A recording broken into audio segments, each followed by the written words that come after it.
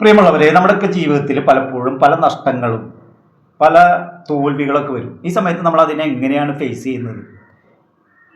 ഡിപ്രഷനിലേക്ക് പോകും ചിലർ ജീവിതത്തിൽ നിന്ന് തന്നെ ഒളിച്ചോടി പോകാൻ ശ്രമിക്കും.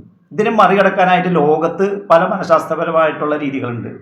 നമ്മൾക്ക് വളരെ സിമ്പിളായിട്ട് നമ്മുടെ ഒരു സംസ്കാരത്തിന് ചേർന്ന രീതിയിൽ ചെയ്യാൻ കഴിയുന്ന ഒരു രീതിയുണ്ട്. അതാണ് ബയോ ഹാക്കിംഗ് എന്ന് പറയും, സെൽഫ് ബയോ ഹാക്കിംഗ് എന്ന് പറയും.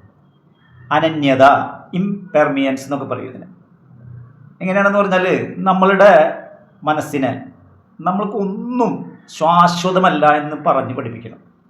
നമ്മുടെ ആരോഗ്യം, നമ്മുടെ സമ്പത്ത്, നമ്മുടെ ജോലി, പ്രതാപം അല്ലെങ്കിൽ പദവി, ഒന്നും, ബന്ധുക്കൾ, അച്ഛൻ, അമ്മ, ഭാര്യ, ഒന്നും ശാശ്വതമല്ല, എനിക്ക് മാത്രമല്ല എല്ലാവർക്കും എന്ന് നമ്മൾ സ്വയം ഒന്ന് എപ്പോഴും മനസ്സിലിങ്ങനെ വെക്കണം.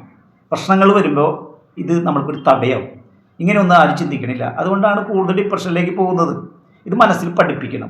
നമ്മുടെ ചെറുപ്പക്കാരായ കുട്ടികളെ ഇത് പഠിപ്പിക്കേണ്ടത് നല്ലതാണ്. 20-22 വയസ്സൊക്കെ ആകുമ്പോൾ അവർ നല്ല കംഫർട്ടബിൾ സോണിലാണ് വീട്ടിലിരിക്കുന്നത്.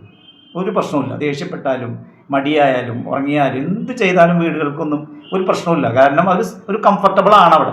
ഇവരൊരു ജോലിയായി സംബന്ധമായിട്ട് പുറത്തു പോയി കഴിയുമ്പോൾ ഇവരുടെ ക്യാരക്ടറായിട്ടൊന്നും പലരും അങ്ങനെ ജെല്ലാവില്ല. അത് അവർക്ക് ഒട്ടും സഹിക്കാൻ പറ്റാത്തതുകൊണ്ട് പലരും പുറത്തൊന്നും പോകാത്തവർ ധാരാളമുണ്ട്. ഇതെന്താണ്? സെൽഫായിട്ട് നമ്മൾക്ക് നമ്മളെക്കുറിച്ചൊരു ബോധ്യമില്ലാത്തതുകൊണ്ടാണ്.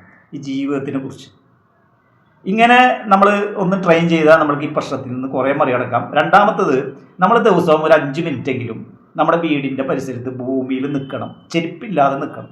നമ്മുടെ പറമ്പിലൊക്കെ നടക്കണം. വീട്ടിൽ ടൈൽസിൽ ചെരുപ്പില്ലാണ്ടല്ല, പുറത്ത് ഒരു 5 മിനിറ്റ് ഗ്രൗണ്ട് എർത്തിങ് എന്ന് പറയും.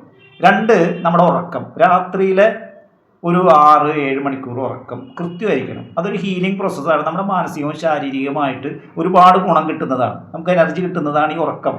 ഡിസോർഡറുകൾ മാറിപ്പോകുന്നുണ്ട്. ഇത് ഞാൻ എപ്പോഴും പറയുന്നതാണ്. മൂന്നാമത്തത് നമ്മുടെ ശ്വാസമാണ്, ബ്രീത്ത്.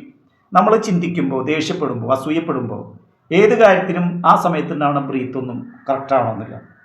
നമ്മൾ അറിഞ്ഞുകൊണ്ട് സമാധാനത്തോടെ നമ്മൾ ഈ ശ്വാസം ഉള്ളിലേക്ക് പോകുന്നതും പുറത്തു വരുന്നതൊക്കെ അറിഞ്ഞുകൊണ്ട് ചെയ്യുക.